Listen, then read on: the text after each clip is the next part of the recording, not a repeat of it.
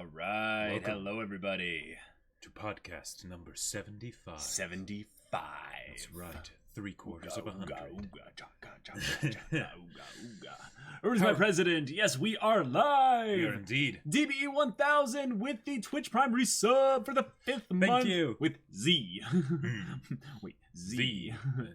Is there a meme somewhere in there? I don't know. Maybe Yeah. I know there's the E thing Right. with Markiplier as Farquaad, but Even yes, then, I don't yes. fully understand that one. Got it either.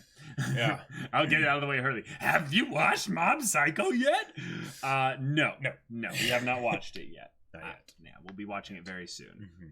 Yep. But yes, Mesker, Clavesy, Jad the Mad. Welcome. What's up, everybody? Oh, First off, before we get into this, we got to shout out the absolute Mad Lad. Status Alive. That's right. On Patreon, Mhm. VIP. Thank you so much, bro. Also known on Twitch as Bloodhawk Flock. Yep, that's right. The reigning king. Yes, of, the king of all bits. that is bits and generosity. We absolutely shout you out. Thank you so much, bro. Appreciate your insane generosity, and thank you so much for being an awesome person on the Discord. Thank you so much. To chat with.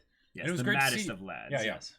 And can't wait to see you for like the future VIP stuff. Yeah, like yeah, the it was movie watch awesome. and whatnot.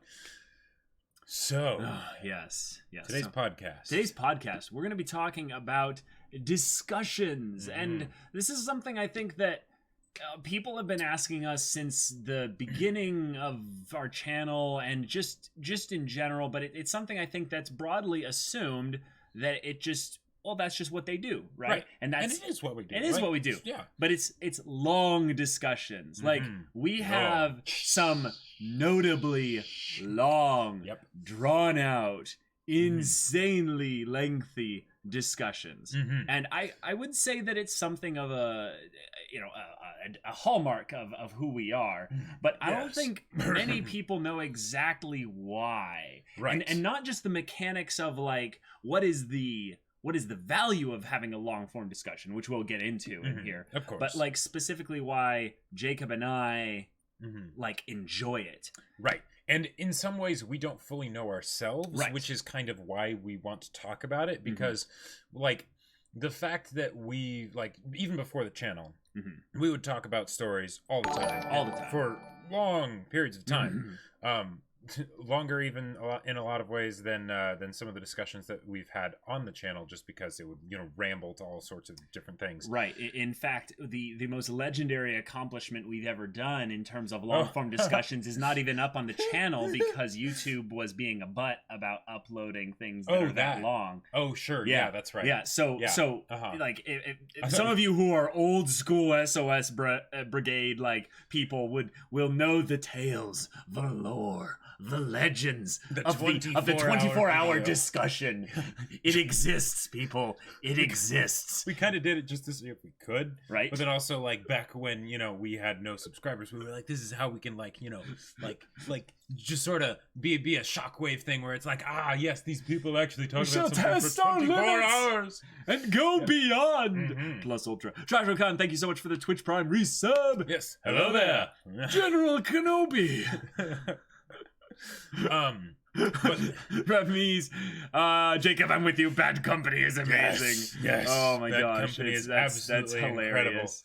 Yes. Oh, do you also do long discussions between yourselves? Yes, Ferreo. So that's kind of what we're gonna be getting into here. There was one point where we had a 5-hour discussion based on whether a certain core of an anime was a 6 or a 7 out of 10. And we literally 5 hours we talked about it. It was ridiculous. It was absolutely inane. It's stupid. Eric Walt knows what. Eric Walt knows what's up. Oh my gosh.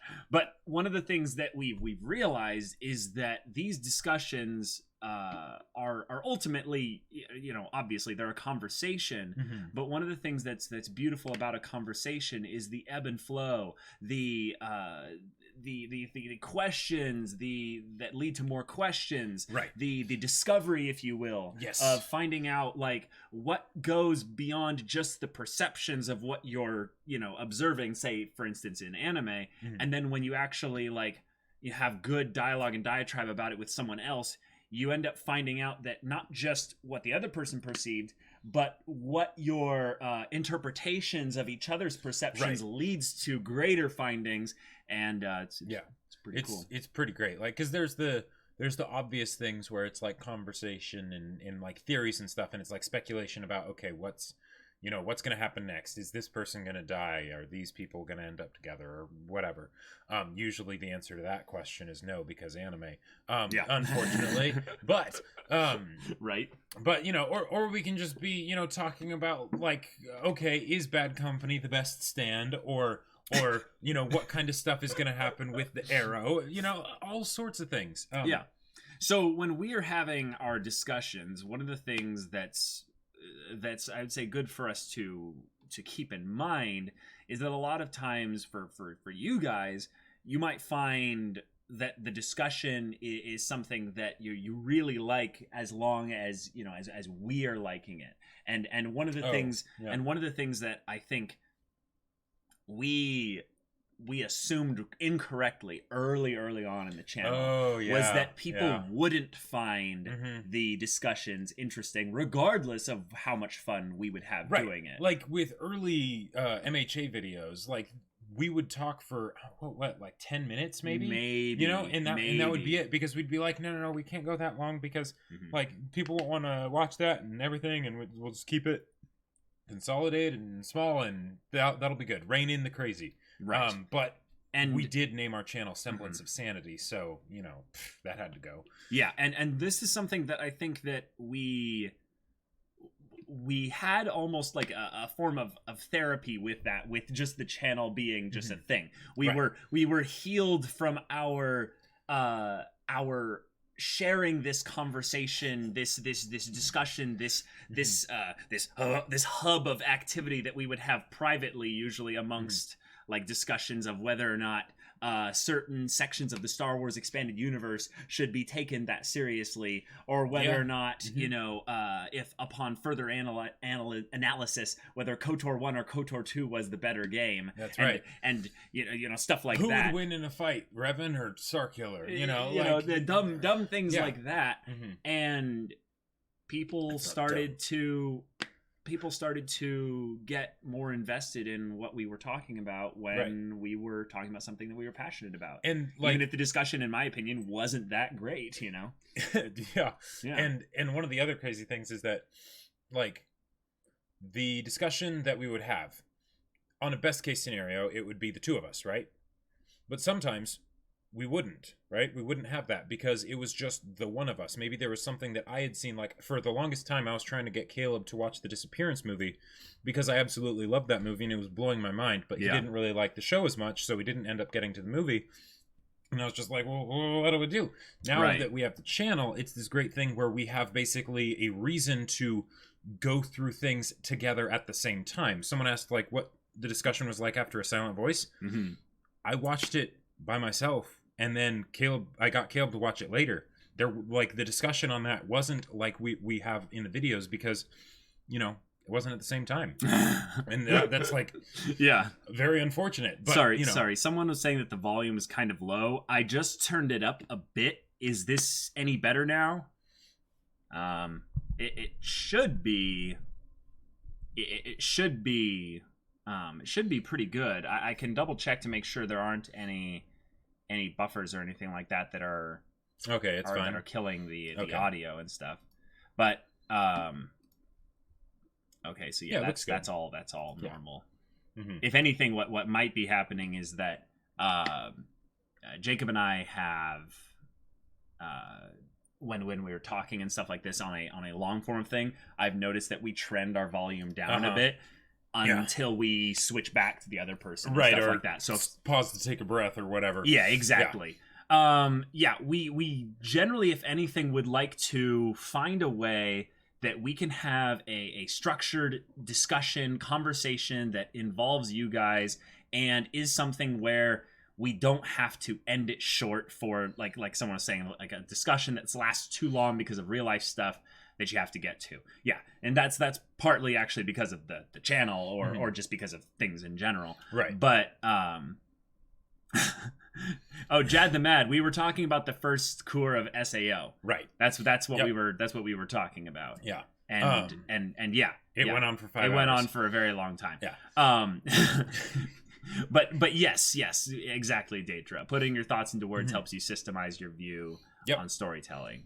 The longer the discussion, the better you'll be at recognizing how every facet of storytelling works at a micro level. So as you guys grow, your base level of understanding stories also increase, which in turn promotes the quality of discussions. Yep, we are external processors. So this is like this is our lifeblood. Like what helps us enjoy stories more in a lot of ways too. Right, and specifically with stories that, you know, I would say require almost heavy discussion afterwards, like the Monogatari stuff, like Bakemonogatari is one that right now we are having to make sure that we are like looking and kind of closely and also letting the discussion go back and forth of our I'm not speaking correctly here, but basically discovery. When I was when we were thinking about stuff for this, one of the things that I realized is that the best discussion comes from a place of discovery. Sometimes it's just hype and oh my god, Bad Company, right? Or Domestic Girlfriend. But and that show is fantastic and hilarious and amazing. That was last podcast. Yeah, that was last podcast though. But usually it's on this idea of discovery, right? So things like Psychopaths or Monogatari or, you know, other shows where basically it's not always clear. You can get discovery, you can get discovery aspects of discussion because you might be thinking about what's going to happen, but it can also be based on understanding what you've already gotten in that episode, right? Or in previous episodes once you get better perspective, like in Monogatari. Right. Yeah. And one of the things upon looking back at our channel and stuff is there was a few key things that seem to be the impetus for these long form discussions. And one of the things I found when going through older videos and stuff is that anytime there was a finale, primarily a finale of the content that was available to us at the time, the discussion would have a little spike. It would have a little bit of a, you know, an increase. So an example. 210, no, that's not a finale. Oh, right. No, that's a good point. No. So I'm talking like the Psychopaths finale, the Attack on Titan season 3 finale. I would say the Berserk finale. Those were ones where primarily the discussion actually was front loaded. It wasn't front loaded. It wasn't front loaded in the earlier parts of the series, but at the very last episode we would have this big discussion thing. But you look throughout the rest of them, and the discussions they would vary all throughout the place. Sure, okay. But there were a couple series where the discussion for some reason went into like meteoric, like high amounts and never really stopped. Yeah. And I kind of wanted to bring up those shows specifically. The first one is kind of the behemoth in the room, at least for our channel, which is My Hero Academia. And My Hero Academia was one that reignited my passion for shonen. And all these things are going to come back to passion specifically. But with MHA, specifically in 210 and 311, Jacob and I went and discussed those shows with abandon. We stopped ourselves, I think, at both of those at the end. We could have gone on for an exceptionally long time. And I think that was because it had both the hype aspects, but then also, okay, we have things that we need to unpack. We just witnessed a masterpiece. We need to make sure that we can fully understand it. Right. And it was something that we would actually be able to do that for on the one watching of the episode. Sometimes when episodes are like too crazy out there, it's kind of like a thing of like, okay, we need to like stew on this and stuff, and so that we can, you know, just understand it better. It tends to be in story parts where there was a climactic conclusion of some kind, and now the viewer, as much as the characters in the story, are having to process what happens. With, you know, My Hero Academia 311 is the, you know, the end of a very special hero's career, and in 210 we have the culmination of Todoroki's development in a really cool climactic animated Sakuga glorious fight. So when these, you know, parts happen and stuff like that, one of the things I thought for the most part that we were actually kind of spending a lot of the time talking about was theories. and or something that we could gain from the episode and incorporate into storytelling. And I found out that actually that's only like a small part of it. That's like 10% of it. And that's something that I think is really cool. It's not necessarily even the hype in the episode. It's when the characters in the story have arcs that either conclude or arcs where they make their big choice or transition. And Jacob and I, for whatever reason, upon just looking at this, we go hard in discussion when those characters have their big moments. Because I think everyone goes to stories for different things. Yes. And when it comes right down to it, we go to stories for characters. Yep. The story is fantastic, but really the characters are the story. So, you know, and the best climaxes within a story are when it is dependent on characters, you know. Right. Like Hunter x Hunter, for instance, is a great example of this. We're going to get into Hunter x Hunter. Like, you know, episode 131 or 135, right? That's all very much focused on characters. Yep. And going into something like, say, My Hero Academia, for instance, the reason why we were so blown away by it is because our predisposition towards shonen, because of Bleach mainly, was that it would all be based on things happening in the plot rather than things happening for the characters.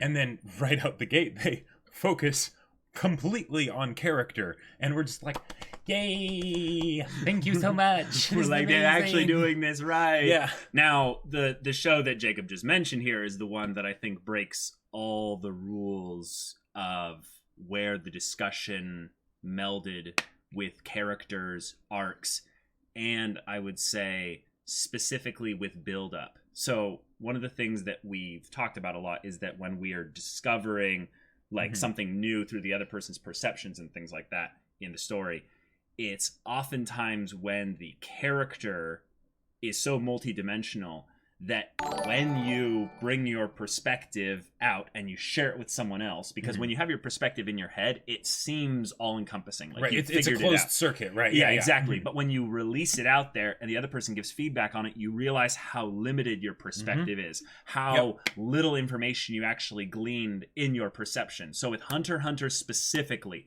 this is probably the beauty of Hunter x Hunter, and I hope there's someone out there that said something like this better than me, so that you guys can understand kind of what I'm.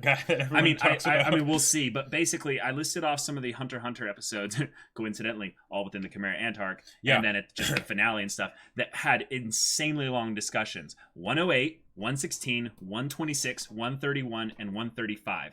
The finale, of course, had long discussion. But one of the things I think is crazy about some of these episodes is that some of them were not crazy big in terms of plot, or crazy big in terms of characters that are like, I would say, main characters. Sure, like 116, for instance. That was, or was it? No, it's 126. Yeah. So 126 was the surprise one where we're just like with Yuppie. Yeah, with Yuppie, and we were just like, this is amazing, and you know, we were talking about it for a very long time.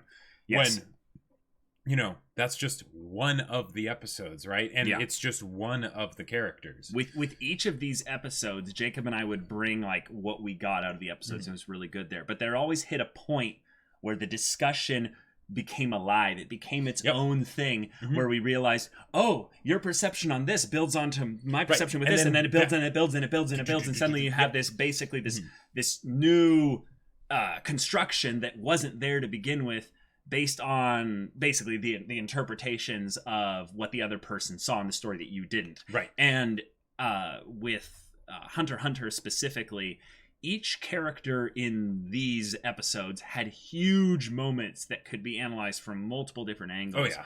But we would each come to the realization that I think we didn't have a perfect view of this character before, during, after, you know, with this episode. But and the after is important too. The after is important because the thing is that like the discussion, if we always agreed on everything, then there would be no interesting discussion, because then it would be the same thing as just like talking to yourself, right? You wouldn't be able to gain new insight, really. Right. But the thing that probably makes our discussions able to go for so long is because while we have very different have different perspectives, our perspectives are similar enough, and we understand each other enough that usually we can communicate our perspective to the other person, so that way we can incrementally do that whole thing. Whereas if you had two people that just didn't see eye to eye, and this happens sometimes with us, we'll just be talking past each other and we can't we can't get where we can't click. We don't get Mhm. where the other person's coming from. Right. And when you think about that very notion, that idea is the hero's journey. Oh, now, sure. That might seem a little bit strange. Segue. Yeah, segue, right?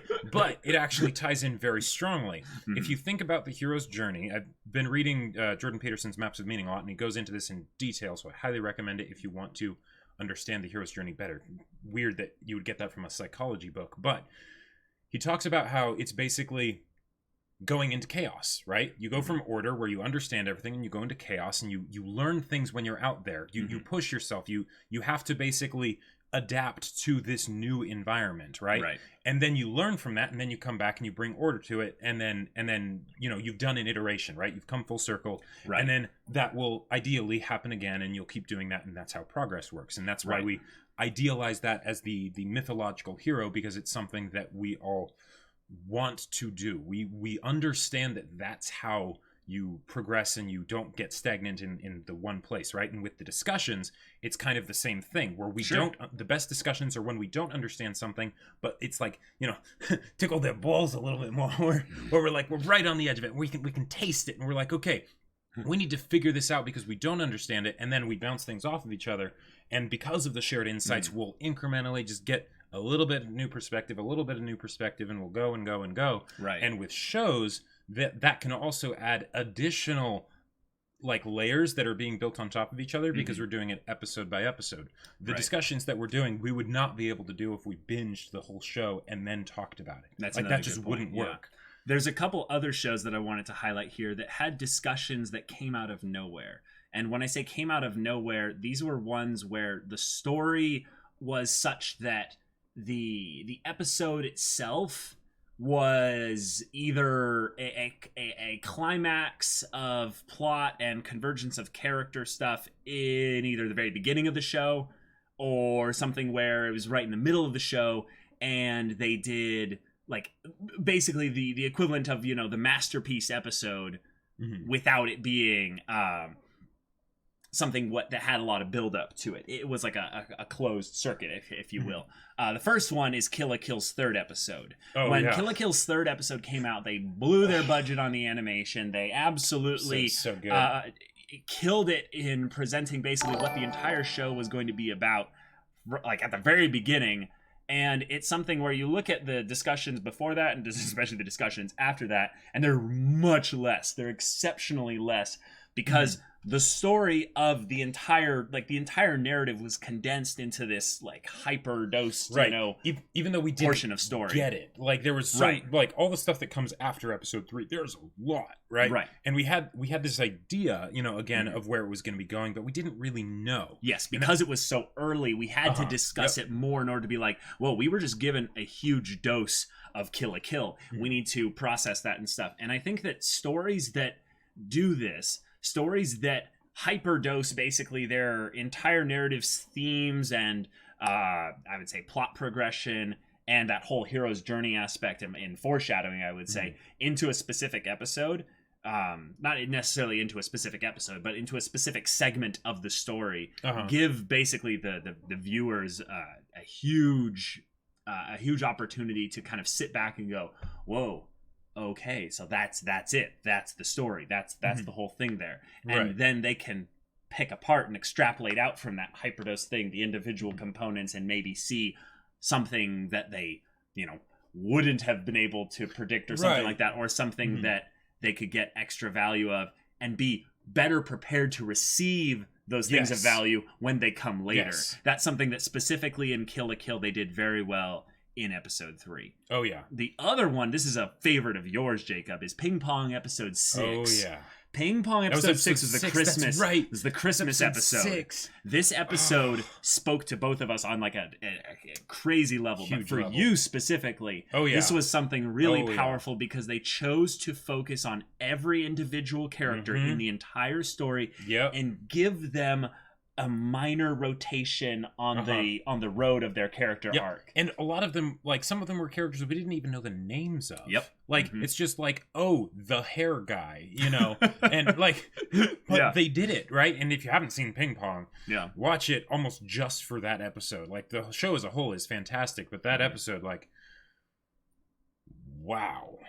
And if you think about it, the stuff that they did there weren't really many big shifts. It was all just incremental little things that they that they threw on there. It was all like nuance is the word that comes to mind, but that's not the right word. No, like, it's not. I got you. Yeah, but that episode was fantastic. You guys understand that. So one of the things that started the channel was the show RWBY, and one of the things that I've been talked to about this so many times, as RWBY has, I would say, struggled to find its footing in certain volumes and had little hiccups as it evolves along the way, is that there's this show where you can see the passion in it, you can see the creators in it, but in some ways, it's specifically for me, I'd love to know where you're at on this, Jacob, but RWBY as a show sparked this kind of creative desire to do what they're doing, basically to make my own story. Oh yeah. And one of the things when I want to make my own stories, I want to have all kinds of layers of depth and all kinds of things in there that are inserted. Oh yeah. And things that I leave a little bit open to discussion, where people aren't supposed to maybe draw necessarily any depth from it. Or at the very least, there isn't a canon correct answer necessarily. Yes, there's no authorial intent that you could, line things down a specific path. But specifically with RWBY, it was one where I kind of loved the fantasy wholesomeness of this universe and this story that people were creating out of their passion, and for all intents and purposes, it shouldn't have succeeded. It broke so many rules, and yet it still was getting so insanely popular because of a whole bunch of reasons. And it was kind of a story that was on its own hero's journey. Right. Yeah. Because that's a great way to put it. Because the things they were setting out to do were crazy, and it was a rough journey along the way. Like, it did not have the level of like refinement with its animation, or things like that, or the voice acting that it has now that we can take for granted so easily, right? But it pushed on. It went out there, and it did some stuff that got people's attention, because it like when people talk about RWBY and they haven't seen it, the thing that I hear the most is, but it's not like, I might have seen like the first couple episodes or something, and it's not that great. It's not something where you're supposed to kind of look at it like a monster or a ping pong or something where it's a masterpiece and it it has no flaws or anything. But like Jacob said, it's a story that's on its own hero's journey, and in some ways I got kind of excited about the hype of this story evolving and growing and having so much passion behind it that I know that there's no way it's ever gonna stop anytime soon, because it's kind of this you too can be a hero thing, where because like when I think about something like ping pong, for instance, it's like, oh yeah, that would be great if I had Kensuke Ushio to do a soundtrack for my anime, and stellar animation and and everything, and a super like just dense story with so many different things happening.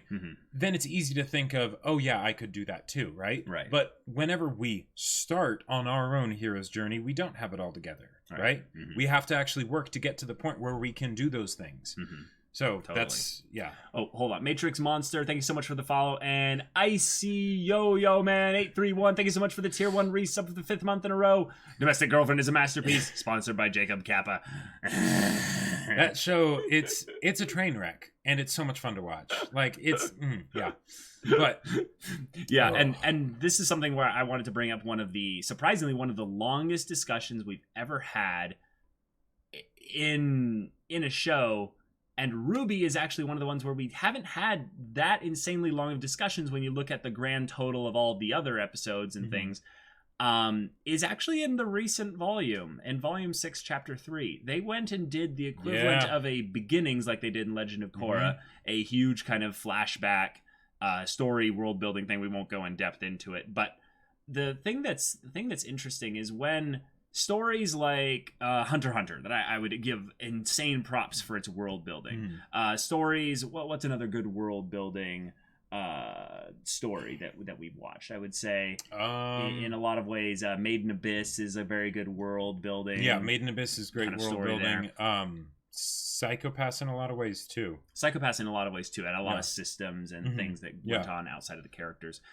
So when when a story basically decides to go and make a huge investment in a specific area of what people would say makes up a story. You're basically taking one of those risks by saying, okay, we have a lot of people that, you know, are very interested and passionate in our story. We're going to take one of those risks and pull basically a magnifying glass out and focus entirely on this one segment of story. And the reason why I wanted to bring this one up actually was because we're watching Bakemonogatari. Bakemonogatari has like almost no world building at this point. Right. The point is that the setting and all those other things, just it's there. It has little hidden things that they'll put there. Even and the stuff. plot in a way. But, But really, it's all just the characters. It's all just the characters. And there are times when stories, and I think that stories need to be applauded for this, is stories will try to juggle all the things. And they'll be like, okay, we've got all the things, and we're keeping everything, all the balls up. It's great. We're juggling. And every once in a while, they're like, you know, it'd be really good if we actually gave this a lot of focus. They let all the other balls drop, and then they grab this one, and they're like, this, we're going to focus on this. This is what we're going to do in the story right here. And doing that generated probably one of the longest discussions we've ever had in Volume 6, Chapter 3. So for Ruby, for Ruby, that was something else. Yep. And I would say even then, like, that's not like our favorite episode of the show, or by any means. I don't know if it is for you. I don't know. I mean, there's so many episodes. It's kind of hard to pin one down. Yeah, exactly. So specifically with long form discussions and stuff, it's something where we each get our perceptions from the story, but we don't bring our own things and just kind of add them together and make a discussion. Right. It's actually the discussion takes a life of its own. And that's like someone mentioned way back up in the chat that they actually really liked how you didn't like the banter in episode 2 of Bakemonogatari. Because then basically they were able to see you get it as the show went on, right? You know, as like, because Monogatari is a different show. It very much is, yeah. But then it's like, okay, you know, once like say episode 2, you know, and okay, then we started to get it a bit more, but then like episode 5, and we're like, oh, okay, this is the kind of show it is. Awesome, you know, and we're able to actually like keep up with it and understand what's going on. That's that sort of iterative thing where we are presenting ourselves, you know, thanks to you guys, with things that we don't fully understand. Yeah. Right. And that helps us grow as individuals, and you guys get to basically see that process. Right. Know, because we don't script anything. It's just, you know, us off the cuff, like, okay, so we watched that episode, you know, so what do we think about it? What did we like? What did we not like? What do we think is their perspective? You know? Yeah. So like specifically with this podcast, we could go on specifically with like some of these episodes here that I mentioned here. We could have gone on much, much, much longer. Like way longer with some of them. I'm looking at a couple and I'm like, oh yeah, I remember calling it off on that one. Like but Hunter, we do have a semblance of sanity. Yeah. Hunter 135. I remember the discussion on that one going into like insanely long place. Like I remember the emotional journey as I calmed it down from when the episode ended. And when a story hits you like that, it's easy to just kind of go off of that emotional energy and let it build into, you know, whatever it is. But something that's great about stories, and I would say in general, I mentioned this earlier, but I said that it only had some value, or maybe I didn't actually. No, I was talking about the real world value, is actually the rewatchability of all these episodes. And one of the things that's interesting about when a story has its climax, or it has its big moment, or it has something that it's been building towards, is it's very cathartic to go back and rewatch it, not because really of experiencing the moment in the story again, but kind of thinking back to how you experienced the moment in the first time when you watched it. Oh yeah. And this is something that I'd say gets the most discussion out of me for really random stories or movies out there, and why, you know, when we're just, you know, off camera or something, like just hanging out, we'll end up discussing certain anime stories or what have you for just inordinate amounts of time, because it's like, you know, I really enjoyed the experience. I really enjoyed the feeling. I enjoyed that experience, I guess, of doing that. Can I share that with you again? Can we engage in the middle of that? And it's really good. I mean, for a lot of people, you don't have the blessing, the opportunity, the gift of having someone that's like, oh yeah, I had a similar experience with that. So let's discuss about that. That's probably why you guys are here, right? That's probably why a lot of people are here. But I think that this is something that Jacob, like, specifically, and myself in some way, have just found a lot of joy in, is that when a show gives us like different opinions on something, like ReZero, for instance. Yeah. ReZero is one of those, Haruhi, yeah. or Haruhi, yeah. ReZero and Haruhi are some of those shows that we both like. Like, we both know that they're good. In some ways, this is a bit one-sided because these are both the shows that I criticize a little bit more than you do. What would be an example of a show that you like a lot more than I do? You think about that. Yeah, because I don't know what you don't like as much. But specifically with, you know, those shows and stuff, a lot of discussion comes out of it, not because like I'm trying to convince him that I'm right or he's trying to convince me that he's right. Although sometimes we do that. That does happen sometimes, but actually when the discussion gets long, when it actually goes for more than, you know, that 10 to 30 minutes kind of length, and it goes into the multiple hours, it's us like extrapolating little bits of value in storytelling that, you know, we might want to take into our own stories at some point. Sure. Or just looking at it and going, you know, but they really nailed that. They really got that right. Yeah. How did they do that? Right. And then we go and disassemble it and stuff and see if we can find, you know, how they did it. And a lot of times we hit dead ends. We're like, and maybe, did they plan that out? Who knows? Maybe they did. Or were there other things that did that? And I think it's cool where we bounce up against kind of that invisible video game wall of our own limitations in storytelling. Yeah. What was it? One of the earlier podcasts that we did, like a long time ago, was on lingering moments.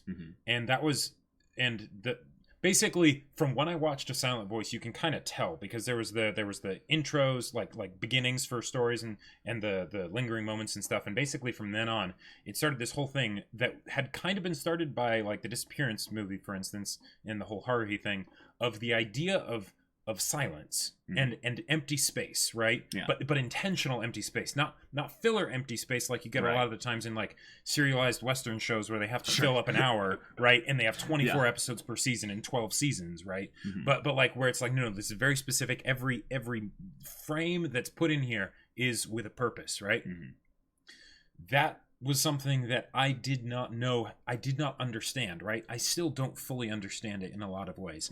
And that sparked discussion around it because I want to discover that, you know, and I have to basically, I have to expose myself to other things that I don't understand that are along the same lines so that that way I can, you know, bit by bit, you know, just scrape things off and add it to my repertoire of how I think about stories.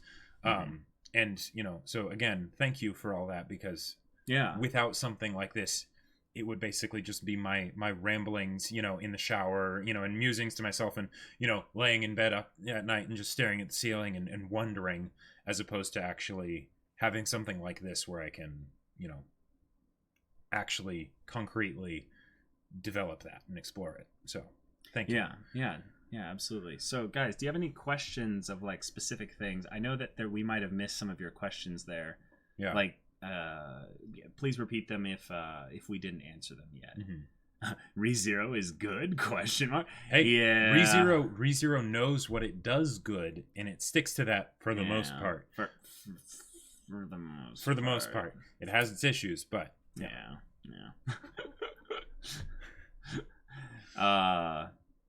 Empty space can create powerful atmosphere. I got that from Mushishi. To the day, it gives me chills. I've heard about Mushishi. Mushishi has, ReZero is good. Don't hate. Oh my gosh. Today I've watched your latest Ippo reaction, and something Jacob said that he never really thought about how hits to the head would shut down your legs, because other shows about boxing never mentioned that. Made me want to ask, which show, anime, TV, you know, book series, whatever, made you think, wow, I never really thought about that thing, and maybe sparked some idea in you for your book? Nice. That's really tough. Usually it was So Battle Lines is actually more a culmination of everything that I saw that I didn't like, that bugged me in stories, and then basically being like, I'm going to make a story that's for me, that has the things that go in it the way I would want them to go, and addresses the things that I would want to have addressed and things like that. Nice. But yeah, that's a tough question. If I think of something down the road that addresses that more specifically, I'll let you know. Cool. Actually, getting back to what I said, during the end of JoJo, did you actually figure out why Jotaro has the stand power as Dio? I could explain it to you, but wanted to ask first what your conclusion was. Well, Dio has the body of Jonathan, so it's the stand of Jonathan. So because Jotaro is descended from Jonathan, it's that stand. Now, the real question is, why does Joseph have Hermit Purple? Araki. Yeah. Yeah.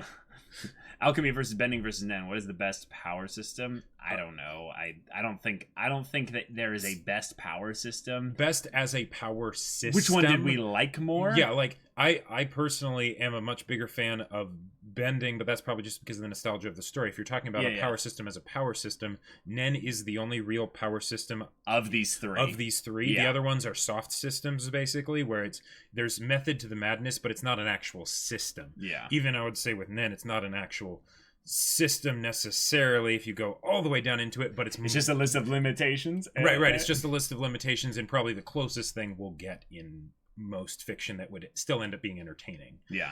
I still can't get Ping Pong the animation out of my mind. It changed my perspective on how to live my life. It made me understand to stop worrying so much about the future and what's to come and start living in the now. Yeah, whoa, Ramiz, that's awesome. That's one of the beautiful things I would say about discussion in this area is that Jacob will say things sometimes that I'll be like, holy crap, I'm going to go write that down after the video and incorporate that into my life and stuff, because he'll see something and interpret something in the story that I'll be like, whoa, I didn't see that there. Yeah. Let's discuss that. The scene in episode 6 of Ping Pong where it shows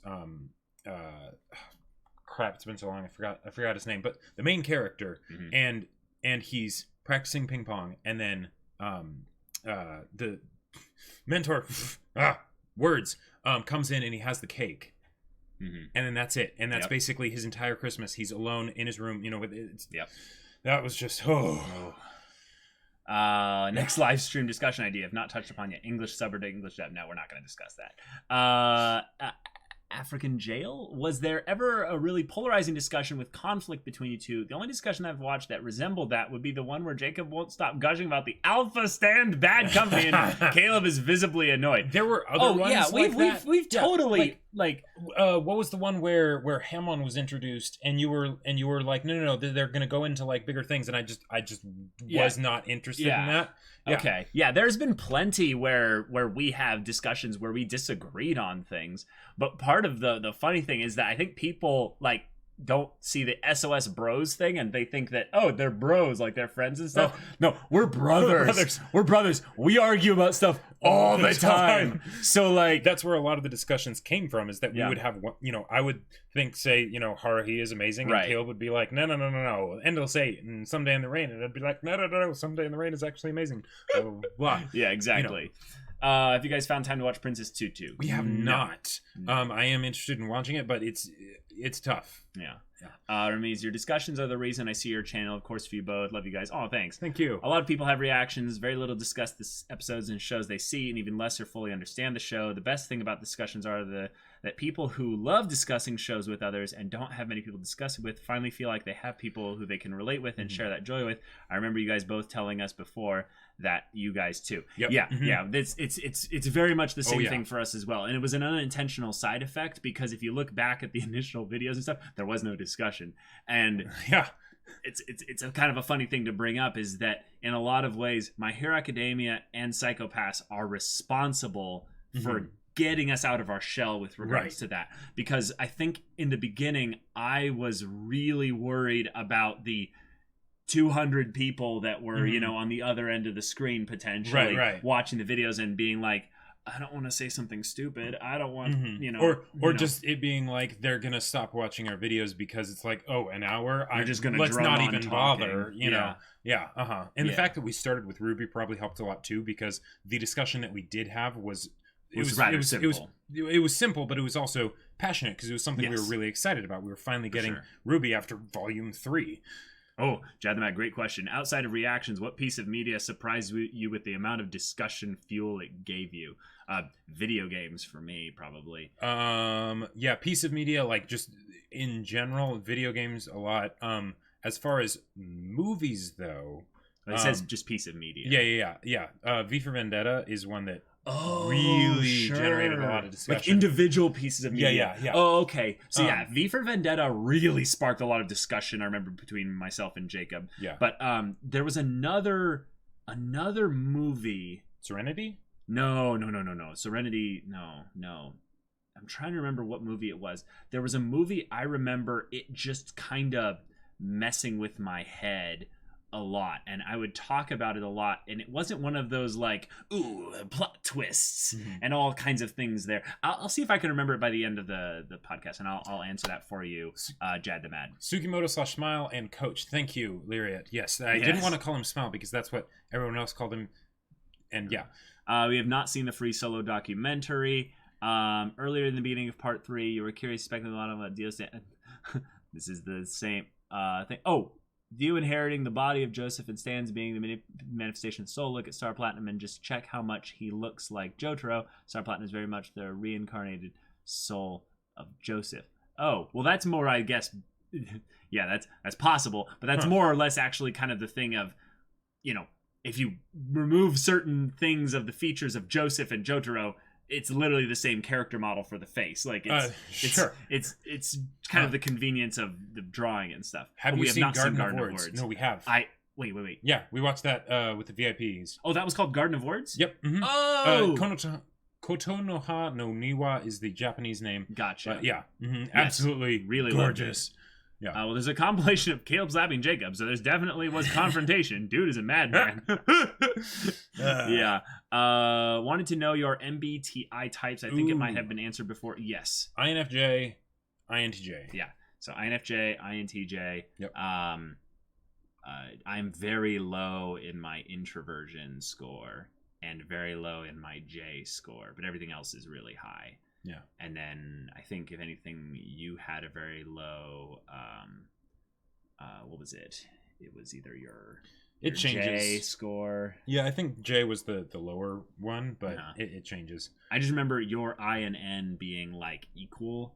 Well, yeah, but like that's... I think they were also like pretty medium, like high. Well, and I think that was like 7 or 8 years ago. Like I haven't taken it in a few years, but I took it a few years after the first time I took it, and the numbers were a fair amount different, even though it's still INTJ. Yeah, people change. The MBTI types are not your identity. They are a reflection of your... A tool to help you understand yourself. A tool to help you understand yourself and better understand others. Right. And they, if anything, they reflect a little bit of your tendencies. And that's something that I've used slightly as a way to help communicate with others, because a lot of people believe that we're all the same, and that's just not true. On a biological level, there are a lot of things that we have similar about, but no, everyone is extremely different. Star Platinum, have you guys ever drew the correlation that Star Platinum might be Jonathan Joestar's ghost? Like at the end of part 1, Jonathan literally said his ghost will come back to haunt Dio. Also, their battle cries are the same. I think that's more of just like a poetic justice kind of thing. Yeah. Yeah. People talking about JoJo theories, but Araki would respond to them with, sure, I meant to do that. Yep, that's probably what it is. Yeah. I think your Made in Abyss reaction discussions are one of your best ones. Oh, that's actually funny because we don't have that positive opinion about them. Well, okay. Okay, the reactions. The reactions, yes. The discussions, yes, sends magnets. Yes, sends my magnets meme, yes, exactly. Inception led to a lot of discussions first time we saw it. Yeah, I think that was one of the ones where I watched it pretty early and had some relatively smart people around with me, so we didn't really spend too much time discussing it. Because it seems to be very much like a binary thing of either it is or it isn't, and the fact that the top at the end started to teeter, that means that it should be a dream, because there's no reason for it to teeter and then not fall over. It's it felt like more of a thing of just like, hey, just to keep you on your toes, like this is a thing that you'd have to think about. Shutter Island, I have seen Shutter Island. I really like Shutter Island. That's a heavy movie. Yeah. Have you guys seen Makia When the Promised Flowers Bloom? No, but we are going to. Yes. We are going to soon. I remember sitting up all night discussing the original Blade Runner with my significant other, and then being nostalgic, getting to do it all over again with the second Blade Runner. Love both to bits. Yes, so the Blade Runner movies actually are probably one of the ones where I remember Jacob and I having very different opinions about the first one. Oh yeah, yeah. You were not that big of a fan of the first one when you first watched it. I mean, I liked it a lot, but but you didn't see it as a masterpiece, or it was more of maybe it was because of when I was watching it, but it was one of those things where I could definitely see why it was a masterpiece, but there were certain things about it that just made it not be, like one of the greats in my mind, but I could see why it was for so many people. Right. And I love the improvised apparently line from the main antagonist of the Lost, like tears in the rain. Yeah. Absolutely amazing. Yeah, the ending of that movie is really sad and it's really good. And I highly recommend the second Blade Runner. Yeah, that came out recently. That one is really good too. Absolutely fantastic. If it was not for the discussions, we would not have gotten Magnets, it's true. The copy not steal thing. Average Jail, probably a little early, but be careful not to search up and listen to future JoJo openings in full versions because they will have spoilers. Oh, we don't really do that anyway, but thank you so much for the help there. Not until the part's done. If you guys loved V for Vendetta, then you should check out the same author, Watchmen, not the movie, but the comic. Okay, I've seen the movie. Gotcha. I would love to check out the graphic novel. Yeah. Jad the Matt. Off topic, Critical Role have announced that on March 4th they are opening a Kickstarter for a full animated special. Did you know who else has? But you know who else has a Kickstarter? Take it away, Jacob. Indeed. Battle Lines, my sci-fi novel. Young adult, wonderful, amazing characters. Caleb's getting the link to it now. Yeah, it's incredible. The fact that Critical Role is doing a Kickstarter for an animated special. Oh my god. Yes, that is going to be absolutely amazing. But yeah, Battle Lines, it's incredible. The characters are fantastic. It's weird because there's so much I want to tell you guys about this story because it really is a great story. But I don't want to go into spoilers because how we are about spoilers. Seriously. Everything can be a spoiler if it's leading or whatever. But the characters are fantastic. The main themes are family, loyalty, and morality. So if that piques your interest, check it out. It's great. Ramiz, the problem with the Made in Abyss ones, and there's a problem with a lot of the things that we've had blocked recently, is that a lot of them are from back in the day when we didn't record things in separate video tracks. Right. So we can't get those back. The most we could do with those is basically clip out footage, but we couldn't actually clip out the episode footage and then leave us in. What we would like to do is have those re-uploaded as timers and stuff, but we didn't have it in that format at that point. Yeah. So it's like even if we were to cover up the part with the episode footage, we'd still have the episode audio in there, and it's and that's what usually is right. That's the usual issue. It's not the actual video. What do you guys think of Avatar: The Blue Alien one? That one, it's hard to believe that it came out in 2009. Yeah, the anime that were coming out in 2009, the visuals were absolutely amazing. And I would say it's a great testament to the power of simple stories. Yes. The story itself was not very groundbreaking. The characters were not very groundbreaking. But hey, that allowed them to focus all on the visuals and for you to be enveloped in the world, because then, even though it was a story you'd seen a billion times before, the visuals made you engrossed in it. This world felt real. You were there. You wanted to go flying on the flying creature things. So when all this stuff happened, you felt it. Seriously. Lost is a good show for discussion and theories. Well, before it went bad. That was our jam. Nachi baby. I will. That's the disagreement on the shows. That's one of the other ones there. I actually think that the Lost ending was pretty good. Now, here's the thing that a lot of people got upset about is not the ending of Lost. It was that one scene with Jack and his dad in the church, I think it was, where he says that they're all dead. And no, because that's yes, they're all dead. You wanted to say don't spoil it. Yeah, but I mean, if you're watching Lost, if you haven't watched Lost now, I'm sorry. Spoilers. But no, the thing that was great about Lost was that how many of us got to the end there and were in love with the story. Yes, the last season was the worst season of them all. And in some ways, that's pretty bad considering what season 4 was. But if you look at Lost as a whole, if you look at some of the greatest parts within Lost, it's some of the best television that was mired by all kinds of things. Like, it survived the writer's strike. Like, for those of you that are, I don't know, old enough to remember, there was a writer's strike that was so huge, it actually killed multiple big shows around that time. Heroes was one of them. Absolutely never recovered from that writer's strike. So yeah, I would say that Lost had a lot of discussion. And the main reason you watch Lost is not for the answers, but for the questions and for the characters. For the characters, so, primarily. Like, of course it wasn't going to end well, right? Yeah. From that sense. But yeah. If you ever watched the HBO's The Leftovers, the discussions would be godly. Okay, I've never heard of The Leftovers, but I do watch a lot of HBO content, so that's good to know. Oh, Jacob, are you watching any seasonal stuff lately? Or are you scared that it might be selected like Bunny Girl Senpai? Well, see, here's the thing. I am watching something seasonal right now. Domestic Girlfriend. I tried to get Caleb to, I was like, come on, let's put it on poll. It'll be great. And he's no way, no how. No. So I just started watching it on my own time and have been enjoying it so much. It's like, it's so much fun. It's so much fun. Oh, man. Yeah, I know. Elon Musk hosted Meme Review. Subscribe to PewDiePie, everybody. Yeah. Like, Meme Review. Subscribe to PewDiePie. Oh my BL, you say? Boys love? Sign me up. Oh my gosh. You mentioned a movie blowing your mind. There's no better feeling than seeing a piece of fiction that resonates with you on a very deep personal level. Like you could rewatch it forever. We'll always love it. I got that with Serial Experiments Lane. Ooh. Oh, dang. Okay. Interesting. Good to know. All right. Soul Sack, why does it take a lot more time for discussing a show than binge a movie, a book, manga, novel? I mean, while you're doing an anime reaction, do you forget the different feel you got while reading a book?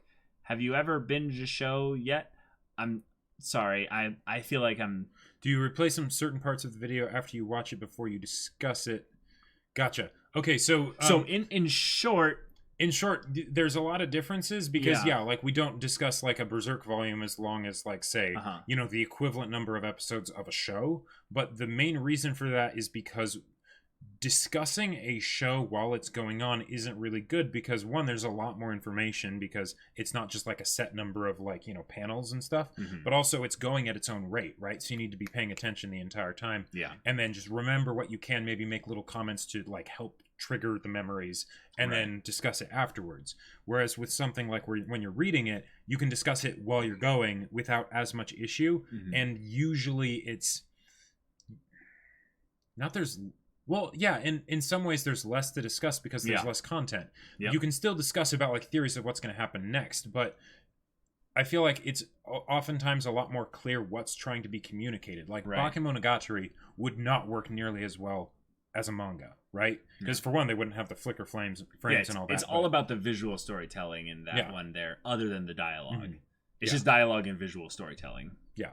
And even then, the visual storytelling is a unique format, so that it would be very tough to put into a book thing there. But I'm sure that the actual source material is insanely popular, just given how popular the anime is.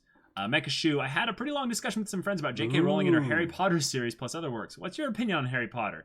In my opinion, it's not a masterpiece, but it's a series that's really important for the genre and really helped getting people into books and fantasy in the recent generations. Yes, so here's where it's very important. It got a lot of people into books. Right. And when I say it got a lot of people in books, I mean it got a stupid large amount of people into books. Yeah. And I almost have gotten trapped into the thing of being snobby about people when they say they're into books. I'm like, oh, so you've read Harry Potter, and that's it, right? When they say they're really nerdy, they've read Harry Potter, and it's like, yeah, that's cute, you know.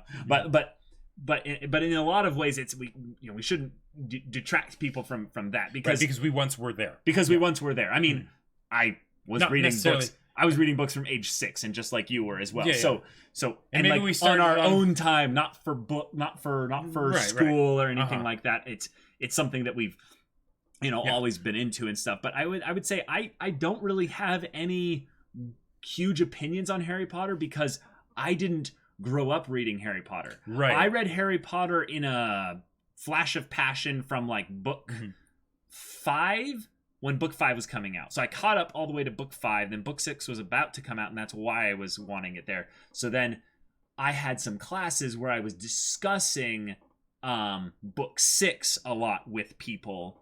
And I remember everyone coming up with theories and stuff about Book 7 of Harry Potter. And sorry if you haven't seen Book 7 of Harry Potter. I'm going to minorly put in a little spoiler here. If you haven't seen Harry Potter, I'm not going to go until the very end here, but someone called Harry being a Horcrux.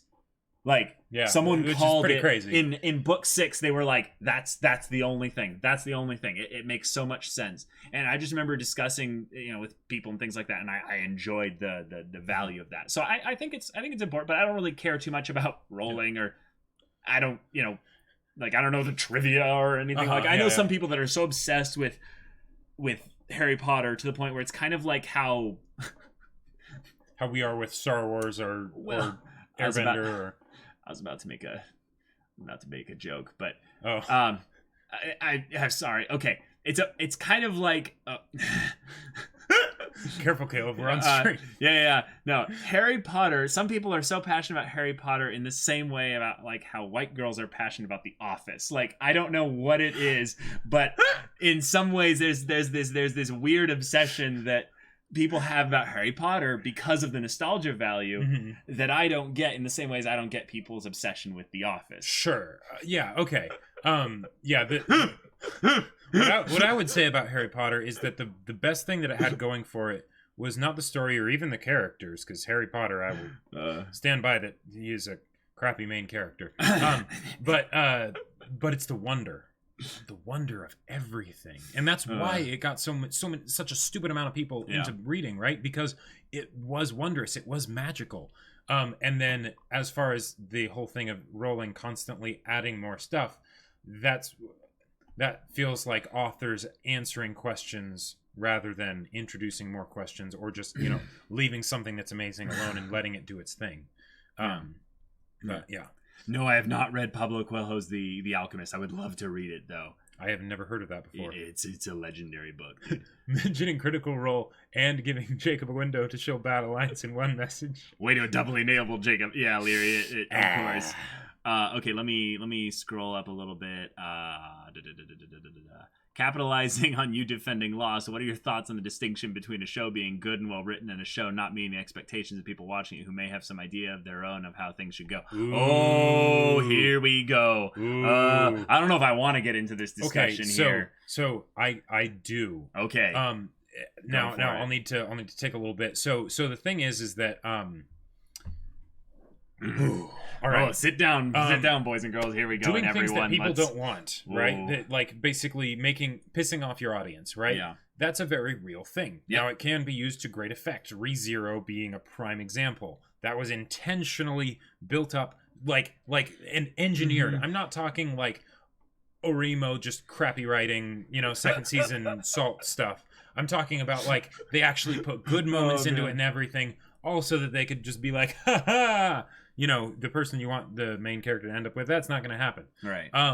I think Berserk is a great example of where these two things are blended together as well. Ooh, so this is a very well-written, good story.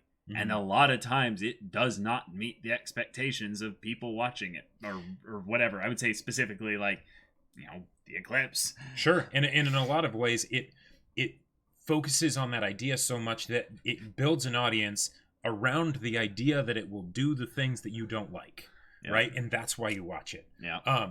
But that's dangerous territory to be in, because oh my god, it can go so wrong. It can go so wrong. In a lot of ways, I remember watching specific episodes of Hunter x Hunter and not being like okay with the way they would subvert my expectations. Oh yeah, specifically. For the purpose of what I thought was kind of a self-aggrandizing kind of condescension, a form of basically kind of right. The idea that it's like Hunter x Hunter's priority in a lot of ways, in some ways that we didn't end up liking, was to subvert, right?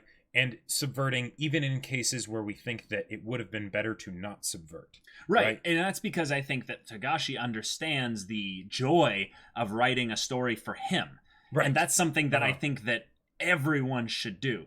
A lot of times, I think I remember actually talking with someone about how Hunter x Hunter specifically is so genius because it ends up creating this incredible story while defying every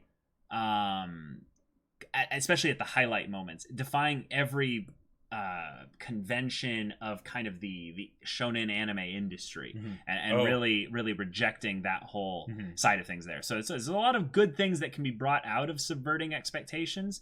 And when you talk about a show being good and well written, one of the things that's very hard to separate is your perception of a show being good and well written versus you enjoying a show. Right. And because like getting objective with art is kind of not what you're supposed to do. It's not what you're supposed to do. So it's a tool, and it can be great. And actually, probably one of the best examples of this is Star Wars.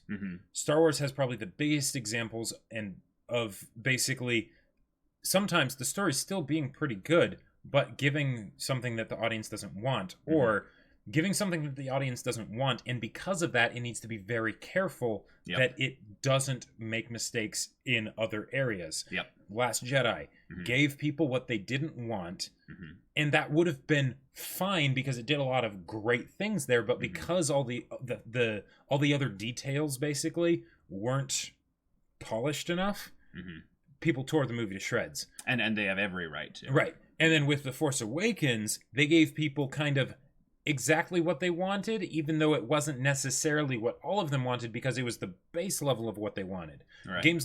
Shows like Game of Thrones, for instance, it's about giving you what you want, even if you don't necessarily want to admit that that's what you want. Right. And that's why I love specifically large cast characters storylines. One of the things that people I say that most people don't really realize, especially with large cast characters things, is that they put inordinate amounts of weight on characters that the creator doesn't necessarily put that much weight on.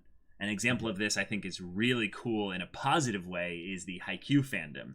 I love the Haikyuu fandom. I have so many people that have talked to me about like every like little like hidden thing that they found that was like really cool. Like once we had finished our reaction and stuff about like, oh my god, like did you see this really cool part there? I'm like, yeah, this really cool thing there. And just talking about how they love Nekoma as a team. I'm like, you realize that Nekoma like will probably get like more time later, but like maybe right now they barely have like anything going for them in the actual story. Like you've added all this extra weight. Their characters are still almost entirely caricatures rather than characters. And oh my god, the discussions that can come from that's actually something that could fit very well into this podcast's like stuff in general, is that we approach stories with a lot of our own internal bias and worldview towards specific types of storylines, characters, and things that we like. So when we see something like that coming up, we go, "Ooh, yes, give me more of that. It's so good." And then the creator is like, "No, you don't get any more of that." You're like,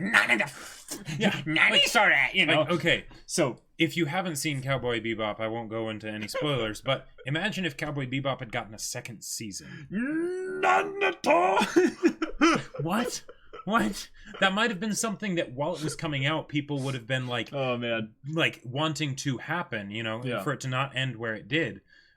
Maybe have things go a bit differently, but if it had done that, oh man, no one would be talking about Cowboy Bebop right now. Yeah. It would have been forgotten. Totally. People laughing about the domestic girlfriend stuff. Well, we're really behind in chat here. Hold on. Catching up. People saying, "Oh yes, we are excited for Devilman." Yes. Oh yeah, Devilman's gonna be great. So manga discussions are objectively better than anime discussions. You guys really need to expand Twitch manga readings in the future. I would say that actually, if you look at our discussions, they're longer if you count the reaction part. Right. But I would say, if anything, I think our manga discussions were actually a little bit emotionally, maybe it's just because it's Berserk, but we're actually a little bit emotionally drained by the end of the bit there, and that we need to catch up. Emotion, like it's because it's Berserk. Yeah. But I totally in for more manga eventually. Like when we read Berserk, we like prep. We're like, okay, let's make sure we have our water. Let's make sure we have everything, because this is gonna be something. How long are the intervals between watching an anime episode and what? How long are the intervals between watching an anime episode? In between like the release, or in between the actual different episodes we're watching? I think they're talking about release. Between Well, because look, he says here, it says, because on Monday last week, you guys said y'all already watched JoJo episode 4, but it releases on Saturday. Oh, yeah, that varies based on just how far ahead we are. Yeah, that but varies. As far as episode to episode, it's usually about a week. Yeah. Yeah, about a week, I would say. Harry Potter equals isekai. Changed my mind. Oh, no, it is. It is, and it does it really well. Rowling popularized in a lot of ways using that as a means of exposition about a world. Yeah, I mean, it can get in line before Narnia, but well, Narnia. Yeah, but the thing is, Narnia doesn't have a lot to exposit about. That's true. It's more wondrous than okay, here's where you get your wands and things like that. TV Donut, we are aware of Dororo. Yes. Let's see. I love your guys' reaction to March Comes Like a Lion. Thank you so much. Amelia, because I'm not going into the best girl traps. Hey, you guys have never heard of The Leftovers? Well, you aren't the only one, since no one watched it. Cries. It's some of the best TV I've ever watched, and it's my favorite live action show of all time, above stuff like Breaking Bad, True Detective, The Wire. It's written by Damon Lindelof, one of the writers of Lost. Okay, I will. All right, that's some high praise right there. Very high praise, yeah. Have you read The Name of the Wind? Do you guys prefer fantasy or high fantasy? So you've read The Name of the Wind, and I think I've read like 5 chapters of it. Oh, okay. Yeah, it's a thick book. It's a thick book. Yeah, The Name of the Wind is absolutely fantastic. It's probably the only book the King Killer Chronicles, hopefully Rothfuss finishes it eventually, is probably the only series that I've read where I would read it just for the prose itself, and I'm not a prose type of person. But it's absolutely fantastic. Beautiful imagery. Mm-hmm. The preference of fantasy versus high fantasy, that's tough. That's very tough. That's tough because I love me a good gritty grounded story. Yeah. But at the same time, you don't go to fantasy for that. I would say I would love to be able to write high fantasy. I just know that when I actually end up start writing it, my high fantasy is going to be garbage. It's going to be my regular fantasy that will actually be any good. Yeah, I could see that. You do in the positive sense, because you do a really good job with setting up personal moments. Personal moments. Yeah. If I had a skill, that would be it. People talking about my office joke. Yeah. African Jail. Why do you think it's so rare that reaction channels can provide meaningful discussions and most channels can only scratch the surface? Before I came across you guys, I did not know there was a form of interaction like this outside of online forums. I don't know. I think I would say that it's more or less you have to find these rare people out there, because I know reaction channels. In fact, I'm friends with multiple people who do reaction channels where they do a ton of discussion. But what I think it is that the people who do the discussion, one, they don't have a brother next to them here. Right. So they're kind of clipped at the heels in that regard. We're on the same wavelegth a lot of the time. Like, you've seen it when we'll say the same words at the same time. It just happens, right? And people end up thinking we're a couple because, we're in sync, right? Yeah. But then the other thing is, a lot of times, I don't know how channels do this, where it's just the one person. I don't know how they discuss things like that, because that's got to be so tough. Like, if you're on a stream and you're interacting with the audience, sure. But I don't know how they would be able to riff on their own ideas when they don't have someone there with them. And again, if it's someone there with them that they haven't made a habit of doing that before the channel started, it's going to be a lot harder for them to riff on each other's ideas. Yeah, and we're so close to being on the same wavelength with people. Yeah, people thought we were a couple. Yeah, exactly. but one of the things that I think that people who do reaction channels, now this is me making a generalization here. Making a little bit of a generalization. And generalizations are always wrong. They're always wrong. Always. Yeah. But if you're doing a reaction channel, I understand how you could look at this as a way to pump out an insane amount of content with low energy investment and no real emotion or passion put into it. And that is a disservice to you as a creator. Because one of the things I think that people who forget why reaction channels are so good, and this is something that I think needs to be said. Reaction channels are awesome. I go out there and I would defend that, like, reaction channels are one of the coolest things out there, because here's the thing. When you look at the areas that people basically give the most time to in their day or something like that, it's them basically listening to people comment and give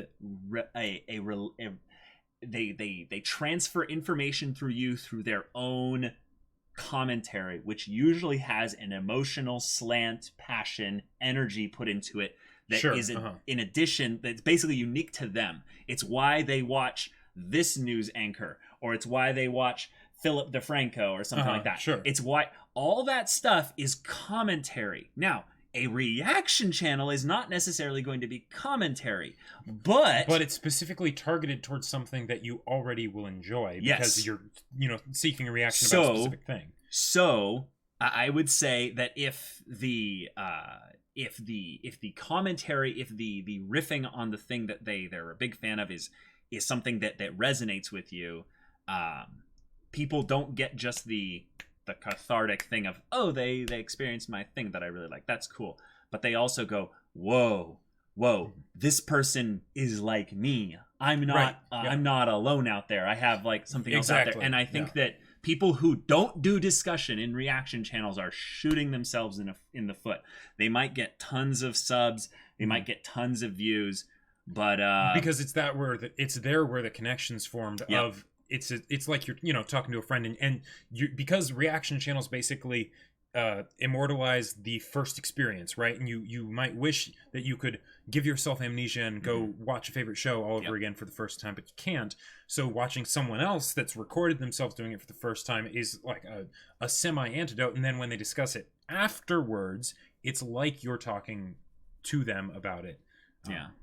I want to catch up to the discussion a little bit here, as someone was saying about the Game of Thrones show going to bad because, compared to the books, I'm like, split from books. Yeah, I know what you mean. Yes, we have read Aragon. That was one of the things that got me interested in writing. We have not read the Percy Jackson series. So can I.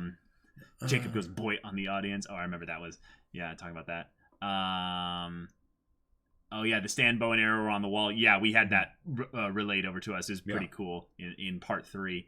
I know about Dune. I have read parts of Dune. It's actually a little bit hard to read. It's kind of dry. It's kind of nice one. 3 Gatsu is well written. Yes, definitely. Last Jedi is a great example of subversions for subversion's sake. Fandoms build up expectations, often lessens a show. That is part of the reasons why I don't get involved in the shipping community, is not because I think shipping is bad. I just think that shipping puts extra value on something that the authors of the story might not actually have much value in. Right, and that's fantastic, but that's for after you've already experienced the work, right? Not before. Yes. Mars Comes In Like a Lion is a god tier show. Yeah, it's pretty fantastic. It's pretty amazing. Yeah. Do you guys think it's a bad thing if an anime didn't adapt exactly as the manga source, or is it just a fandom thing? I don't know. I don't really have a strong opinion about that. I wish there were more anime original endings. Because a lot of times, anime will be adapted from something that's good as a source material, but the thing is the source material will get popular. So then they have to keep cranking it out, and then the quality can go down. But one of the best things about an adaptation is if there are issues, you can fix them. So like Haruhi, for instance, I understand why it doesn't have a 3rd season, right? Same with Spice and Wolf. Like if they were to directly go to just the very next source material, it might not be the best option. But if they were to create their own story and continuation of it, then they could go for however long they wanted. Have you started reading the Pendragon book I sent you back in the January unboxing? No, we haven't, Eric Walt, but I'm looking forward to it. Thank you so much for sending that to us. Or you are murder birds and ramble for 2 hours before actually getting to discuss the episode. Arnold is amazing. Arnold is awesome. I love Arnold's discussions. He's fantastic. Shout out to Murder Birds. Yeah. Definitely thought you guys were together until relatively recently. Oh my god, it's so funny how that is. Yeah. I mean, gosh, the cats are up to so much nonsense past midnight tonight. How am I meant to mod like this? Lyric, oh my gosh, never change. One person discussion is being hypercritical about your own opinions and always thinking outside the box. It's hard, but it can be done. That's how I think about some shows. Yeah, it definitely can be done, but it is always easier to have someone else, if they know what they're doing. 100%. Not only for artists, but general public as a whole. It's fun to see people react to something you love. It's fascinating to hear what people make of shows and to see how they vary, how they catch things you didn't or miss something you caught. Yeah, yep. Exactly. Mm-hmm. It's the whole thing of, hey, watch this. Mm-hmm. You want to see their reaction. Exactly. We do that all the time. You don't send someone a link to a funny video and say, watch this on your own time. I don't care if I see it with you. No, it's like, I want sometimes you do that. Sometimes you do that when you're not there. But if they're right there with you, you're like, no. I grab you, put your head right here. Right. You're going to watch this dumb cat video with me. And it might not even be a cat video. It might be a 2-hour-long movie that you've seen 12 times. Or it might be Avatar The Last Airbender. And you've seen it 20 times, but you still want to go through and watch the entire thing again because this person hasn't seen it. You want to see what they think of it. Totally. I honestly don't really follow reaction channels of YouTubers, Twitch streamers at all. If they can't critically think about their own content, their own opinions or how other people could think about it, that you're not. Oh, whether alone or in two or more, it becomes an echo chamber. Oh, okay, that's actually interesting. I think that's a good point to bring up because Jacob and I have had opinions where we disagree with the community as a whole, and people give us some good feedback of hey, I think you were not paying attention to this part here, or you weren't noticing this perspective here, and we look back on it and go, oh yeah, you're right. We definitely think about that stuff. It's like we definitely hold that those are our initial reactions and those are valid and those are real. Right. We don't condition our reactions for you guys and stuff. So when that feedback is given, it's good because then we learn more and it doesn't become an echo chamber. So good stuff. Hello guys, I was wondering if you have seen or heard of Gintama. We've heard of Gintama. I try to avoid any conversation involving Gintama because people are like, you should watch it. I'm like, yeah, I've heard it's really good, but it's really also long, 300 plus episodes. Zakensa, thank you so much for the follow. Wait, hold on. This is actually a very good point. TrashOCon. I think there's also a difference if the channel is reacting to series/films, etc., and if the channel is reacting to viral YouTube videos, often stealing a lot of the views of these videos, and they mostly comment the videos with OMG, amazing, holy, Jesus. Right, yeah. I could definitely see that. Yeah. The whole echo chamber thing that was mentioned, I feel like the fact that we'll be watching shows is one of the things that helps protect against that a lot, because even if we have an opinion on one episode, that's just one episode, that's just one part of the whole, and then we'll get another episode and that'll help shift our opinions if we're just in a cycle. Sure. Yes, we've read the Silmarillion. Oh yeah, it's tough awesome. read, but absolutely fantastic. I have to respond to this. Special hell. Without the books as a crutch, Game of Thrones has only shown its badness. I rewatched earlier seasons recently and the cracks were already there all the way back in season 1 and 2. Okay, you're right. But the thing is, there are exceptions to that. I would say Tywin and Arya. Yes, specifically that. This is an example of a show-only plot element that was so good. So good and way more interesting than the way it went in the books. There are book fans that are like, the books are better, and I was one of them for a very long time, right? But that whole set of interactions, I wish it was in the books. Oh man, there's a lot of things that were cut from the shows for the books and stuff like that. And I totally get you that there's a lot of cracks showing in there. And there are a lot of things that they changed about characters to make them maybe a little bit more palatable, or maybe a little bit more on brand. On brand, or maybe just generally the fan favorite character. I think Tyrion is a great example of that. But I would say that in terms of overall entertainment and stuff, Game of Thrones is one of the best ensemble cast shows. They know how to do the interactions between the characters. Usually where the cracks come in is with regards to the actual plot, which is kind of a problem when you've spent this long setting it up. Yeah. Right? Yeah. It shows that, yes, they are not sure how to finish it exactly the way they wanted to. It's kind of why season 5 with the whole Dorne thing was just a pox upon the show. And even the thing with Arya and Sansa, for instance, in the most recent season, that was a crappy arc, right? It was absolutely horrible. But the reason it was horrible was not because of the interactions themselves, but the place that they were in the story. It didn't make any sense at that moment in time. If they had something like that way earlier, totally would have made sense. But there it's just like, what the hell are you doing? You're gonna watch this dumb cat video with me. Way to call me out, Caleb. Way did I love you. I am that's mean. I'm calling myself out. I was literally just showing people like a week ago and the other day dog and cat videos being like, you have to watch this.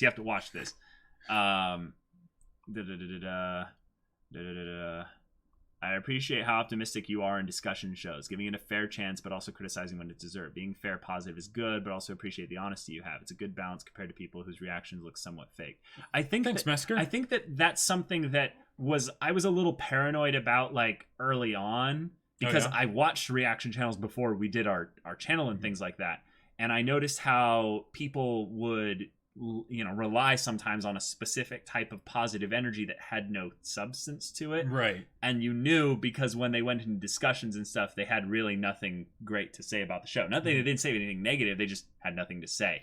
Right. And when Jacob and I would talk about anime and stuff, or just TV shows in general, because I didn't watch that much anime at the time, that there were these, like, specific things that we would just go, oh my god, we could talk forever about this one, like, little moment, like a specific thing in Full Metal Alchemist Brotherhood that would just spawn a whole end of discussions and stuff that. So thank you. I appreciate it. And one of the other things too is that more people watching us on voice. Yes. Before that, on the thing that you were saying with the negative stuff, one of the things that bugs me a lot is when people will basically say that something's bad, right? And it's so easy to say that something's bad. Oh, it's so easy. Right? But but in order to actually back that up and make it be worth anything, you have to say how it would have been better with specific concrete examples. I love people that do, like, rewrite videos, stuff like that, because it shows not only that they had a good insight into why the story flopped, or in some way, shape, or manner, but they also show that they can back it up with hey, here's how you could have done it better. Anyone can say that the Star Wars prequels are bad, or The Last Jedi, or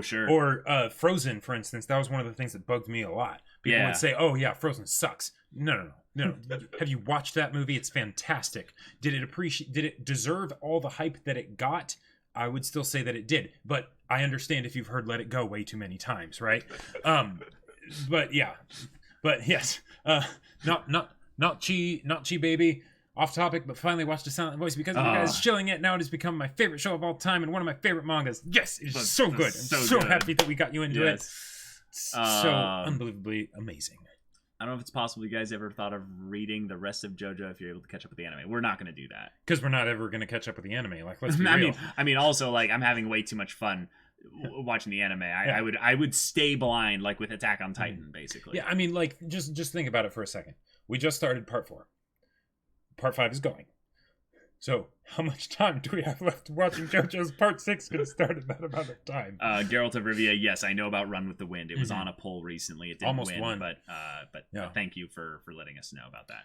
Ooh. Do you guys prefer romances which establish the relationship early on and the story is them going through the relationship, or are you more on the side for romances where the ending is when the couple gets together? Both. The first and, okay. I've seen so much of the second one. I would now to be going for the first. But yes, absolutely, all of the above in terms of what I'm into. But in terms of what I would like to see, I would love to see more in the relationship stuff. Here's what I would love to see. I would love to see a romance about characters that goes from them meeting and growing up together to getting married, having kids, and eventually, like, you know, passing away or something. You know, like their whole life. Not a slice of life, just a whole life. Jacob's gonna start this new anime genre called a whole life, a whole pizza of life. Not a pizza slice of life, but the whole pizza deep dish. I want the whole Chicago deep dish pizza. Give it to me, everything. Yeah. Yeah. You probably finished before part 6 starts. Yeah, people are going fast here. Once you finish Berserk, would you guys consider a second manga reaction slot with One Piece taking one of them? So we are already going to, like, it's confirmed, y'all. When Berserk ends, we're doing One Piece in the same slot. Right, and I get that. What I think you're saying is that, hey, One Piece is great, but, like, could we not just have that for 2 years? We'll see. We'll figure stuff out. We're still figuring out schedules. We want to make sure we don't, spread ourselves too thin and bite off more than we can chew. Jacob wants to see Up as an anime. Up, that first 8 minutes, absolutely fantastic. Now, they did that as just a montage, which probably made the story as a whole more palatable to a wide audience. But you could totally do that as a story too. Maybe more as like a series than a story, but you could do it. Yeah. Irate Knight, thank you so much for the follow. Glad to have you here. Major. Is that the baseball one? Someone just I believe put so. Major in all caps. I'm pretty sure that's a baseball anime. Okay. The whole damn pie. Yes, exactly. Thoughts on reaction channels who watch top 10 anime openings with no context and clearly don't. Yeah, seems That's like a very, very question. slanted, loaded question here. This makes it a stereotype hard for people like me to watch any sort of reaction in public without fearing humiliation. Wait, really? Well, I get that. I mean, like there have been times where I would watch shows and, before I adopted the whole idea of no, there's no such thing as a guilty pleasure. If I like it, I'm not going to feel guilty about it. But I would want to encourage, there are no guilty pleasures. Yeah, and I mean, I get that there are things that are illegal, but I feel you, because I watched American Dragon Jake Long at one point because I found out that Dante Bosco and Mae Whitman were the two main characters, and I was like, oh, interesting. I want to see that show. Sure. But it was back at that time where I wasn't fully comfortable watching cartoons, so I was like, I don't want to let anyone know that I see this. But I mean, just go for it. You do you. Yeah, you do you. Yeah. Lucy Brand Stoker, thank you so much for the follow. It took a long time to get into JoJo. The tone was both serious and goofy, which was weird at first, but I fell in love now. Hey, that's awesome. Have you guys watched Barakamon? I think it's very much your kind of thing. I have seen it. Caleb has not. Yeah, I've not seen it, no. Oh, that is basically Bunny Girl Senpai versus Toradora in the relationship stuff. Bunny Girl Senpai and what you just said is almost canon anime. Oh, canon? That's another one that I've wanted to see. Okay. Yeah. Have you guys read Oyasumi Punpun? Nope. Have not read that.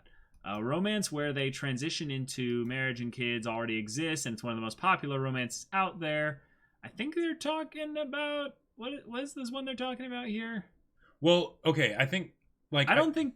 Maybe I'm thinking of something else, but Well, Wolf Children, for instance, the whole idea of having the romance at the beginning, but then it's about the the kids and stuff. He dies. But, spoiler alert. Jeez, yeah.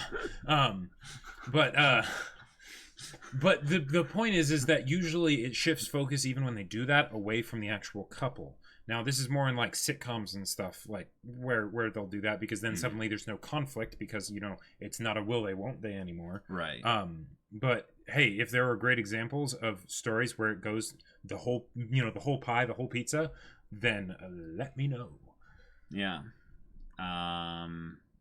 Deep dish of life, my favorite genre. I love the existential dread in the second to last episode, followed by the protagonist dying of old age holding their lover's and child's hand. Yeah, exactly. Yeah. And then you start with children and show their story and continuing. Oh my gosh. You can go forever. What genre of anime has a lot of potential but hasn't really been explored that much? Well, I don't know because I'm not a god of understanding anime, really. No, I'll tell you what genre of anime has a lot of potential that hasn't been explored very much. Uh-oh. Not harems.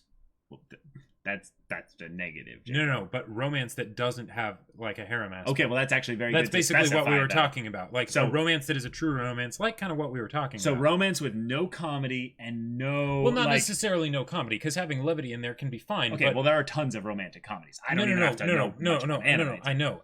But within the context of anime, very few will actually do that. And so focus on just the relationship after they get together and things like that. Let's set some parameters here. A story that has romance is not a romance necessarily. Right, but a story where the focus is romance. Toradora, for instance. Yep. Mm-hmm. You really like Toradora. Yep. Okay, so a story where romance is the entire plot conflict. Yeah. Yeah. Mm-hmm. Yeah, I agree. Yeah. I agree. That would be a very good place to explore that and have it handled in a mature way that isn't some gropey weird insert this number of girls for certain. Exactly, because the thing about romance is that it is a situation where you're basically making the entire plot and everything revolve around the emotional states and the interactions between the characters. So if you can do that well, then you've got solid characters, right? Mm-hmm. But if you don't, then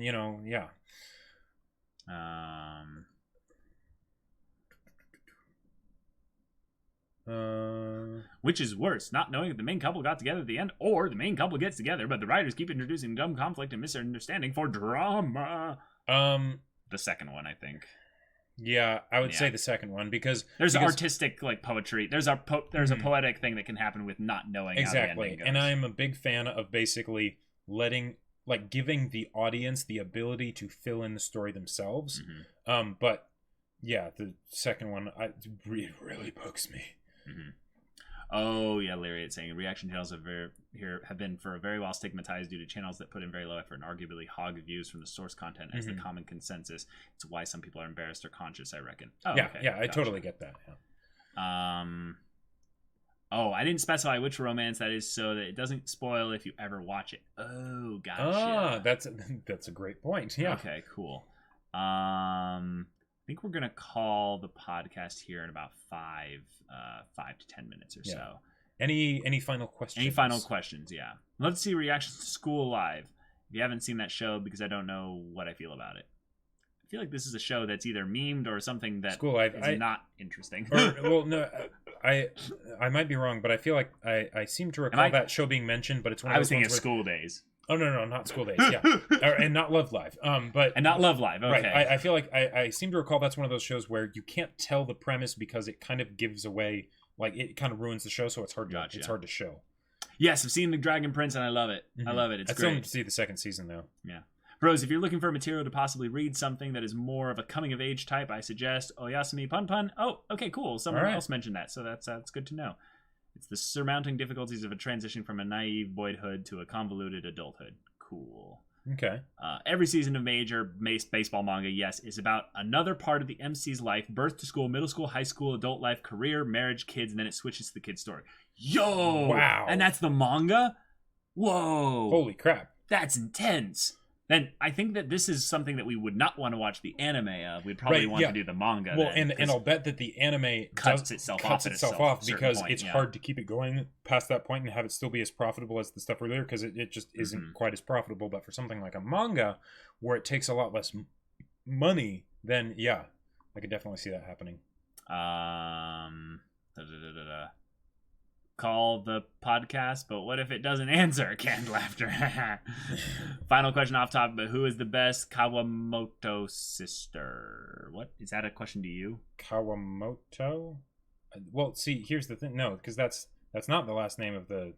I don't think so. Okay. Next question. Domestic girlfriend. What anime surprised you most between the slime one and Ippo? The first one can be seen as the usual isekai, and the second one is just an old anime about punching someone else. Of course, all of this from the eye of someone that has a negative first impression. Oh, okay. So the thing that surprised. Oh, which anime surprised us the most? Definitely slime. I expected great things from Ippo. Right, because the thing is, okay, whenever you have something that lasts as long as Ippo has lasted. It's done that for a reason, right? Even if it's like a cop drama, right? And I hate cop dramas. It lasts for a reason, right? So there's going to be something that's good about it. Kawamoto sisters are the sisters, and March comes in like a lion.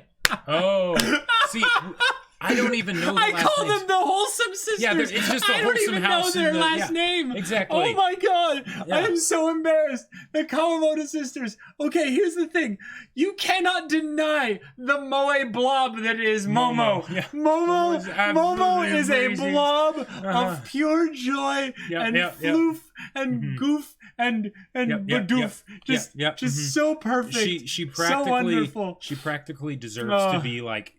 That time I got reincarnated as a slime as like a friend for Rimuru or something because it's Mama-chan! Oh my god, Momo I love is her absolutely so amazing. It's tough to say. I would personally say probably Akari, just because it feels like there's going to be a lot of the most mature. The most mature, and there's going to be a lot of conflict, it seems like, with her character, with what we've had set up so far, and parallels between her and Rei, such that their development will be development for each other. Sure. Whereas with like say Hina, it seems more like it would end up being one-sided. Like Hina absolutely, like because she's younger. You know. Yeah. Her struggles are a lot simpler struggles. It's how do I bake something for this boy? You know. Yeah. Shiro Yakusha JK. So your argument about Ippo being a long show works in favor of Gintama being a 350-plus episode comedy. Oh, absolutely. It does. But just reacting to it, that would take us like 7 years. So, you know, yeah. Maybe in like 5 years our channel is dying and we're just like, guys, it's time. One Piece. No. It's like no.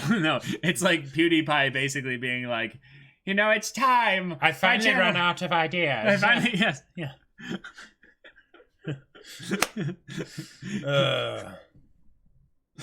Wow. Oh my head. Okay. Okay. I also the Pun Show. Mm-hmm. Asking for research, tsundere or yandere? Tsundere all the way. Like, I don't get why people love yandere. Like, me like neither. I kind of get it, but no, tsundere. Absolutely. Yeah, Ippo is in the but top, it has to be well done tsundere. Yeah, Ippo is in the top 20 longest ever running manga. When I was in Japan, I bought the first 50 volumes in a shop. Shocked the seller, a guy, already surprised I could read Japanese more than I knew Ippo. He told me it was something he was reading already years before. Wow. Yeah. It's crazy. Wait, what? This channel 5 for the bros. This channel can't die before Hunter x Hunter season 2. Hunter x Hunter Madhouse doesn't do season 2s. What drugs are you on right now? 148 episodes is all one season? Yes, obviously. I mean, I knew it was probably all done back to back, but that's not a season. Yes, it is. It's 3 years. Yeah. Of course it is. Jacob's impression of PewDiePie is like a strange villain. Break open the emergency glass anime. Oh my gosh, yes, that's basically it, Rummies. But cut to 5 years later, Channel is dying. Semblance runs to the case on the wall marked break in case of emergency and pulls out Gintama. Oh my gosh. I'm disappointed that your discussion is not going to be the longest discussion on the channel. Well, see, the thing is... life is like a box of chocolates. Yeah. You never know. Life is like a boat. Life is like a boat. I hate that I know that meme because it's wait, are you not talking about? No. Oh, because it's kind of a spoiler, the whole guts on a boat thing. No. I just know about that meme. No. Oh. That's the first ending from Bleach. Oh, Life is like a boat. Oh, that's right. Love that song. Yeah, and I'm just triggered because you mentioned Bleach. It's a great song. Yeah. I thought Overlord killed the Madhouse doesn't do seasons 2 or 3. Oh, right. I mean, Overlord does exist. Yeah, that's right. It is Madhouse. Yeah. I forgot about that. Yep. Huh. All right, y'all. This has been a lot of fun. Yep. Discussions are a thing. We do them. They take a long time. But there's a reason for it. There's a reason for it. We love them.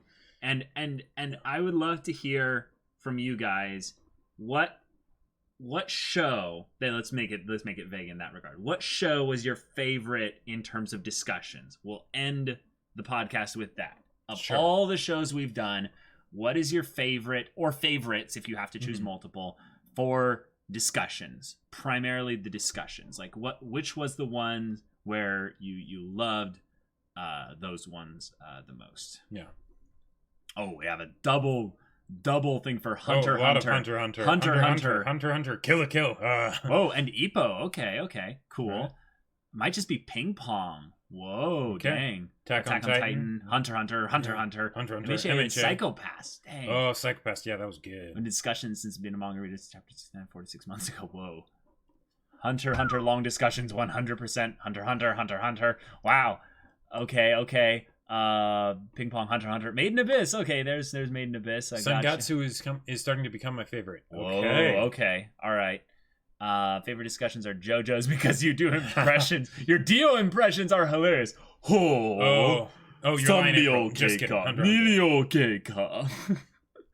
Zawado! Toke wo tamare! Attack on Titan, but the Monogatari series could take that crown. Whoa. Caleb Goyo Skellig. It's Skellige. I'm not going to Skellige. You guys can't make me. Domestic girlfriend. Nani? This guy's some kind of time traveler. Okay, is this the work of an enemy stand? Have we reacted to this show in the future, Jacob? What have you done? What have you done? It's like all the worst possible things for the emotional well-being of the characters, like, just happening, and it's all just a horrible mess. And it just gets worse and worse, and I love it.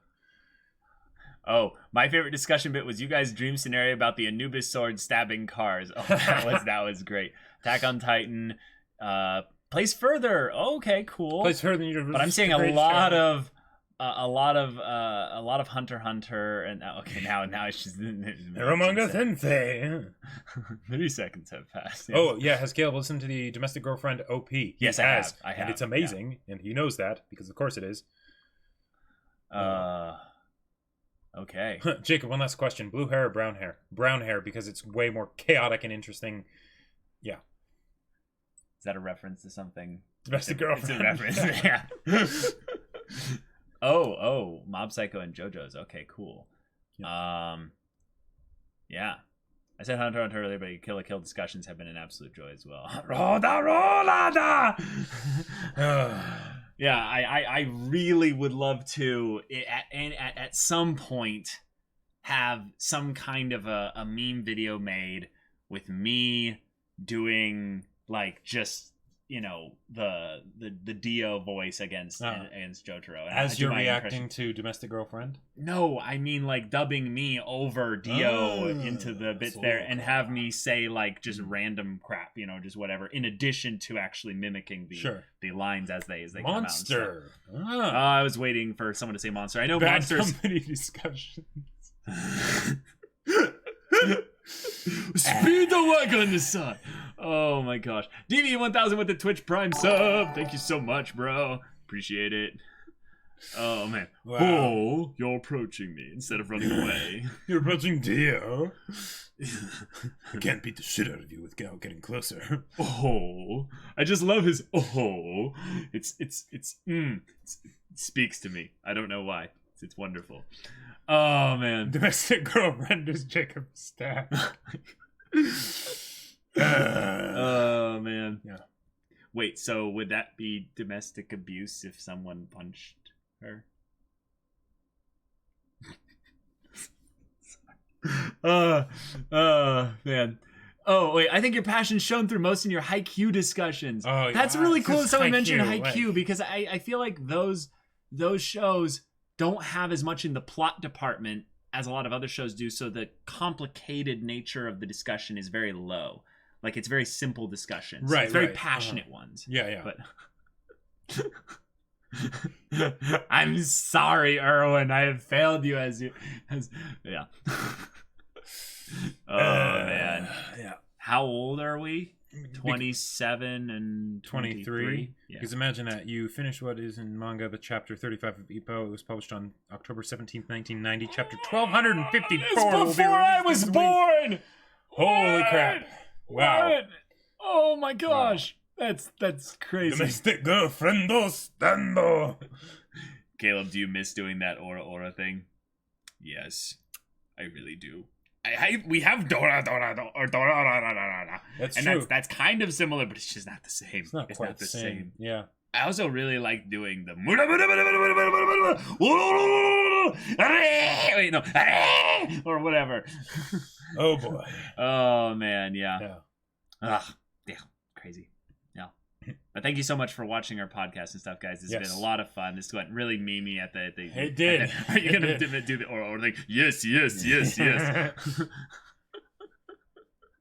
Why didn't Caleb get those auras on sync with the OP? Please explain. I was trying. I was going. Okay, no, that's actually the point. The aura in the OP is too slow. It could have gone all out, but I wanted to go all out. And my goal every time I did the aura was not actually to sync it with the aura, but to do as much and as long as possible as I could. Like just to go to go beyond, if you will. Give them the BL money. Bad company discussion for 48 hours. Buy Jacob's book. Oh my gosh. Why didn't Jacob do the Mudas and Caleb the auras? Because we didn't know it was going to happen. So I did when the OP changed. So I did aura 2, but yeah. We had no idea, so what are we going to do? You think it's over, but it was high. Dio. That's right. We said we were going to end it. I know. Okay, now it's actually over. Yeah. Thank you so much for watching the podcast and stuff. Next week, 3 p.m. Pacific Standard Time, same time, we'll talk about anime, our channel, and just like stuff in general. Tomorrow, be sure to be there. Tomorrow, 3 p.m. Pacific Standard Time is the Berserk manga reaction. Things are getting crazy. Things are getting absolutely nuts. And then Thursday, 5 p.m. Pacific Standard Time. Divinity Original Sin 2 copy. Co-op. Co-op. It's co-op, not copy. Right, exactly. And then Friday, 5 p.m. Pacific Standard Time, Caleb's going through The Witcher 3. Witcher 3. It's a lot of fun. Probably one of those games that I should have played when it came out, but I was just too engrossed in whatever life had for me at the time. I missed out. This game is a masterpiece. If someone will give you 1 million, I'm guessing dollars, to watch One Piece 900 episodes, would you do it? $1 million to watch One Piece. React to it or watch it? Yeah. Do I have to react to it or just watch it? React to it. The thing is, like, yes. The thing is, I can do a lot. Yeah. Well, I speak too soon. If I before or after taxes? Right. Yeah. If I had, there's a lot of things I would do for a lot of money. But the thing is that One Piece is something I actually like would consider not doing if I had to like watch it and prove that I had like watched it well. Because when you're watching something and it's like right there, but you're not actually like giving it your full attention. Sure. I could probably do that for $1 million. But you wouldn't do it for how it wouldn't take 900 episodes. Let's and do the math by here. the time that you get up there, it's still going, so you have to keep watching it. No, well, that's probably a part of this. So you just do it fast. So you just do it fast. One episode a day. Let's just call it like once One Piece gets to 1,000 episodes, you'll watch up to 1,000 years and stop right there. 1,000 episodes of an anime for $1 million, where basically each episode is $1,000. 300 hours. That's 300 hours. Yeah. So divide that into $1 million. You're getting like $3,000 an hour. I'd do it. Yeah. I might have to be a little bit convinced, but no. Because there's all these things about taxes and things about like actually getting $1 million. But $3,000 an hour. Yeah, pretty good. That's true. Without skipping openings or endings. Damn it! Like I was cut that down to $2,500 an hour. Yeah, can you put the episodes on 2 times speed? See, these people get it, Jacob. Yeah. Big brains right here. Like, oh yeah, I could I could do all kinds of stuff like that. All right, but this has gone on far too long. We'll see you all in the next podcast, the next Twitch stream tomorrow. Hope to see you there. But until then, we're Semblance of Sanity. I'm Caleb. I'm Jacob. And we'll see you all next time. Woo! Wow. But $2,500 an hour for watching anime. I think I would do it. I think I'm full of crap. I would absolutely do it. And we've got to have some kind of quick little discussion thing here, Jacob, where we cut you off at the end. So make sure to talk about the Domestic Girlfriend and why it's the best show. So Domestic Girlfriend, it has all the emotional turmoil, the characters and everything, and everything just going wrong.